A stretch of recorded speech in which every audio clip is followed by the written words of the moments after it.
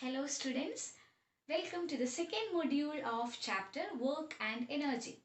In this module, we are going on to study about the three types of work done. What are the three types of work? Positive, negative and zero work. We can understand what is positive, negative and zero work done with the help of some examples. Consider a man is trying to move a table by applying a force in a direction and the table moves to the same direction. So here force and displacement is in the same direction. So when you find out the work done, which is the product of force and displacement, you will get a positive answer for work done. So here work done is positive as force and displacement is in the same direction. Consider another example. A boy is lifting a box. Now, what is the work done by gravity on this particular work? Here, work done by gravity is considered to be negative. Why it is so? Because force is acting in the downward direction and placement of the box is in the upward direction. So here force and displacement is in the opposite direction. So if we take force in the positive direction, displacement will be in the negative direction. So when we can find out the product of force and displacement, you will get a negative answer for work done. So if force and displacement are in opposite direction, then work done is negative. So here work done by gravity is equal to negative. Consider a person carrying a load on his back and standing. What is work done here? Work done is zero because there is no displacement here.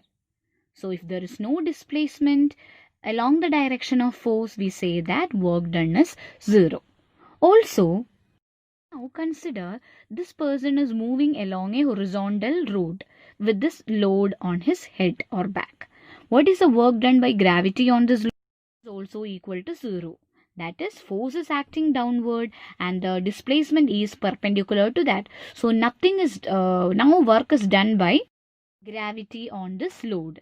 So work done is 0 in this case also. So if force and displacement is in the same direction, work done is positive. If force and displacement is in the opposite direction, then work done is negative.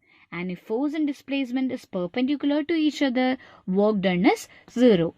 And if force is there, displacement 0, no work done. Now let us do some numericals.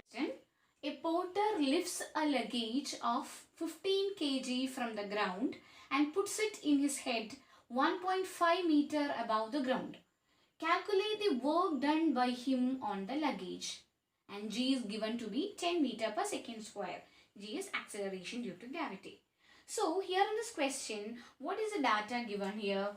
Mass of the luggage is 15 kg and the porter is carrying this luggage towards a height of 1.5 meter because he is putting it in his head.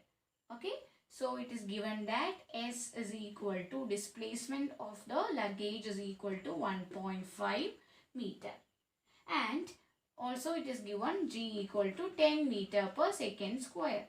Now you have to calculate what is the work done by him on the luggage. So what is the expression for work done? Work done is force into displacement. So what is the force here? Force is actually equal to the weight of the luggage because the force which is equal to the weight of the luggage is being applied on the luggage so as to make it go up and reach the head of the person or the porter.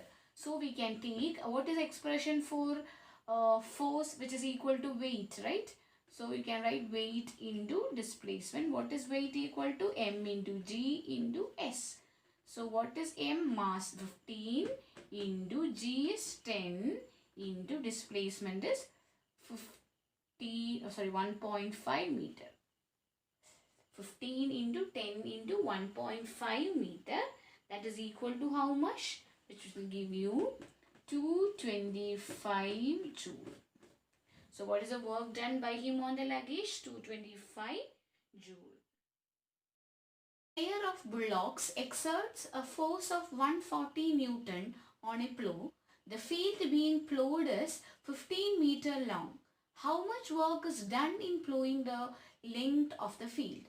So what is the expression for work done? Work done W is equal to F into S. What is F? Force. So force here is equal to 140 Newton. That is force exerted by the pair of bullocks on the plow is 140 Newton. And how much displacement is occurring? It is 15 meter, as we are going on to plow the length of the field which is having a length of 15 meter. So we can just substitute in the formula 140 into 15, which gives you 2100 joules.